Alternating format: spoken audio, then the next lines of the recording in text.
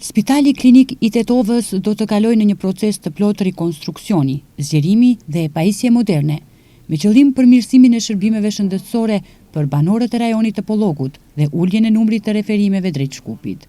Projekti për rikonstruksionin kapital të spitalit u prezantua sot në prani të Ministrit të Shëndetësisë Sasho Klekovski, zëvendës Ministrit të Shëndetësisë Jovica Andovski, drejtorit të Fondit për Sigurim Shëndetësor Zlatko Perinski, kryetarit të komunës së Tetovës Bilal Kasami dhe drejtorit të Spitalit Klinik të Tetovës Dr. Erzen Elezi, së bashku me delegacionin e Bankës Botërore dhe përfaqësues të Ministrisë së Shëndetësisë.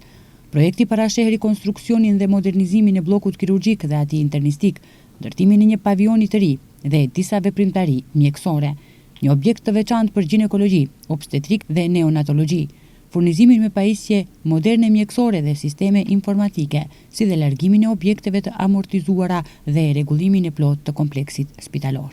Znači voshnova konstrukcija na ty të postojeçki zgradi. Ky është një investim në dinjitetin dhe sigurinë e pacientëve si dhe në kushtet më të mira për punonjësit shëndetësor. Qëllimi ynë është që qytetarët e Tetovës dhe rajonit të Pollogut të marrin shërbime moderne dhe në kohë, pranë vendbanimit të tyre.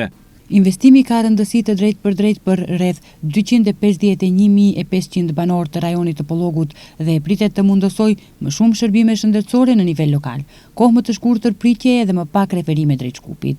Ministria e Shëndetësisë së bashku me Fondin për Sigurim Shëndetësor, Komunën e Tetovës dhe drejtuesit e Spitalit Klinik të Tetovës do të sigurojnë përgatitje të koordinuar, transparencë dhe mbështetje institucionale gjatë të gjitha fazave të realizimit të projektit.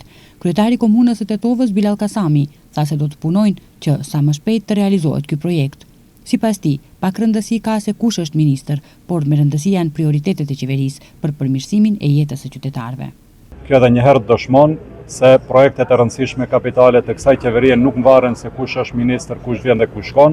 Përkundrazi, tani më me ministrin e ri, bashkë me ekipën e Bankës Botërore, kemi dalë në terren dhe nga sot edhe formalisht nis procedura e realizimit të një projekti, do kisha thënë, më të rëndësishmit për këtë pjesë të Maqedonisë, për Tetovën, Pollogun dhe për pjesën perëndimore të Maqedonisë.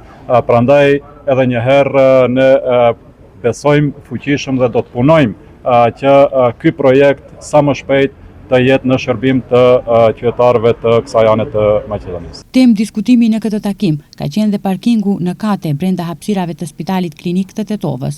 Drejtori i Spitalit Klinik të Tetovës Erzen Elezi tha se janë bërë të gjitha përgatitjet e dokumentacionit të nevojshëm dhe se janë të gatshëm për të filluar renovimin e ndërtimit të 3 objekteve të reja. Nga Spitali Klinik të Tetovës janë bën të gjitha përgatitjet, si projektimi, grupi punues e ka bërë punën e vet për projektin e 3 ndërtesave të reja dhe 2 ndërtesave ekzistuese për rinovim. Vlera e parashikuar e investimit është 4.56 miliard denar, ose rreth 74 milion euro, ndërsa modeli përfundimtar financiar do të përcaktohet pas përfundimit të analizave dhe procedurave të nevojshme. Me përfaqësuesit e Bankës Botërore janë shqyrtuar hapat e ardhshëm të projektit, përfshirë përgatitjen e studimit të fizibilitetit, dokumentacionin teknik, analizën e kosteve dhe përfitimeve, si dhe përcaktimin e një modeli të qëndrueshëm financimi.